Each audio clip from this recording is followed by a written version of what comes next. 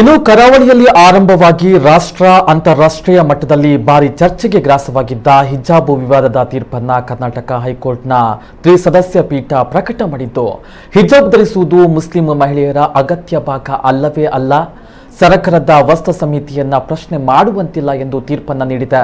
ಈ ನಿಟ್ಟಿನಲ್ಲಿ ನಮ್ಮ ಹಿಜಾಬ್ ಹಕ್ಕಿಗಾಗಿ ಹೋರಾಟವನ್ನ ಮುಂದುವರಿಸುತ್ತೇವೆ ಎಂದು ಹೈಕೋರ್ಟ್ ಮೆಟ್ಲು ಏರಿರುವಂತಹ ಹಿಜಾಬ್ ಧಾರಣಿ ವಿದ್ಯಾರ್ಥಿನಿಯರು ಹೇಳಿದ್ದಾರೆ. ಈ ಕುರಿತಂತೆ ಹಿಜಾಬ್ ಪರ ಹೋರಾಟವನ್ನು ನಡೆಸ್ತಾ ಇರುವ ವಿದ್ಯಾರ್ಥಿನಿಯರಲ್ಲಿ ಒಬ್ಬರಾದ ಅಲ್ಮಾಸ್ ಉಡುಪಿಯ ಸುದ್ದಿಗೋಷ್ಠಿಯಲ್ಲಿ ಮಾತನಾಡಿ, ನಮಗೆ ನಮ್ಮ ವ್ಯವಸ್ಥೆಯ ಮೇಲೆ ಬಹಳ ಭರವಸೆ ಇತ್ತು, ಧರ್ಮದಲ್ಲಿ ನಮಗೆ ಹಿಜಾಬ್ ಧರಿಸುವುದಕ್ಕೆ ಅವಕಾಶ ಇತ್ತು, ಆದರೆ ಹೈಕೋರ್ಟ್ನಲ್ಲಿ ತೀರ್ಪು ನಮ್ಮ ವಿರುದ್ಧ ಬಂದಿದ್ದು, ಕೋರ್ಟ್ ತೀರ್ಪಿನ ವಿಚಾರದಲ್ಲಿ ರಾಜ್ಯ ಸರ್ಕಾರ ಹಸ್ತಕ್ಷೇಪ ಮಾಡಿದೆ ಎಂದರು. ಇನ್ನು ನಾವುಗಳು ಹಿಜಾಬ್ ತೆಗೆದು ಕ್ಲಾಸ್ ಒಳಗೆ ಹೋಗಲ್ಲ, ಕಾನೂನು ರೀತಿಯಲ್ಲಿ ಹೋರಾಟವನ್ನ ಮಾಡ್ತೇವೆ, ಹಿಜಾಬ್ ಅವಶ್ಯಕತೆ ಇಲ್ಲದೆ ಇರ್ತಾ ಇದ್ರೆ ಹಿಜಾಬ್ ತೊಡ್ತಾ ಇರಲಿಲ್ಲ ಎಂದು ತೀರ್ಪಿನ ಕುರಿತು ಬೇಸರವನ್ನ ವ್ಯಕ್ತಪಡಿಸಿದ್ರು.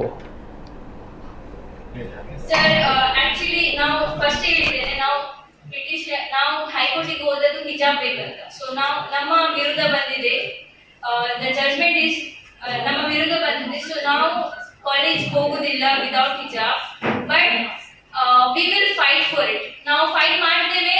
ನಾವು ಎಷ್ಟು all the legal ways will try and will fight for our justice. ನಮಗೆ ನಮ್ಮ ರಿಲಿಜನ್ ಮತ್ತೆ ನಮ್ಮ education both we prioritize. It's in our priority list. And when our country has given the secular right to follow religion plus culture and education, why is our High Court or Constitution not allowing us?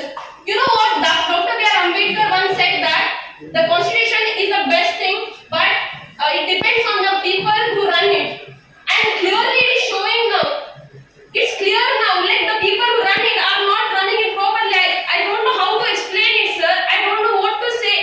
Right now we are mentally collapsed and we don't have any words.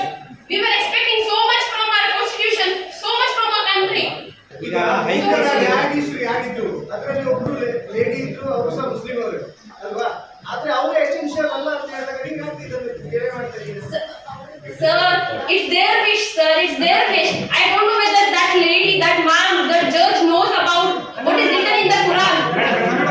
ಕನ್ನಡದಲ್ಲಿ ಅಲ್ಲ, ಹಾಗಿದ್ರೆ ನೀವು high court ಇದು ನಿಮ್ಮ ವಾದನ ಕೇಳಿದೆ high court, ಅದಾದ ನಂತರ ತೀರ್ಪು ಕೊಟ್ಟಿದೆ, ಅದನ್ನ ನೀವೀಗ ಗೌರವಿಸ್ತಾ ಇಲ್ವಾ? ಹಾಗಾದ್ರೆ ಹೈಕೋರ್ಟ್ ತೀರ್ಪನ್ನ ಸರ್ ನಾವು ಅವರನ್ನು ಫಾಲೋ ಮಾಡಿದಲ್ಲ, ನಾವು ನಮ್ಮ ಕುರಾನ್ ಅನ್ನು ಫಾಲೋ ಮಾಡಿದ್ವಿ. ನಮ್ಮ ಕುರಾನ್ ಹೇಳಿದ ಮೇಲೆ ನಮಗೆ ಅದು ಫೈನಲ್ ಸರ್.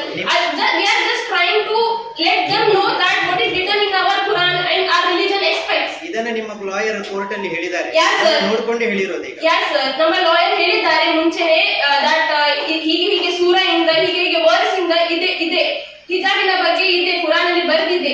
ಅವರು ಆವಾಗ ಅಕ್ಸೆಪ್ಟ್ ಮಾಡಿದ್ದಾರೆ ಜಡ್ಜಸ್. ಬಟ್ ಈಗ ಇದು ಸ್ಟೇಟ್ಮೆಂಟ್ ಯಾಕೆ ಬಂತು ಅಂತ ಗೊತ್ತಿಲ್ಲ, ಇದು ರೀಸನ್ ಯಾಕೆ ಹಾಕಿದ್ದಾರೆ ಅಂತ ಗೊತ್ತಿಲ್ಲ sir. They are doing it for some other reason, I don't know about this, but they have put it this reason that it's not important in our religion, but it's for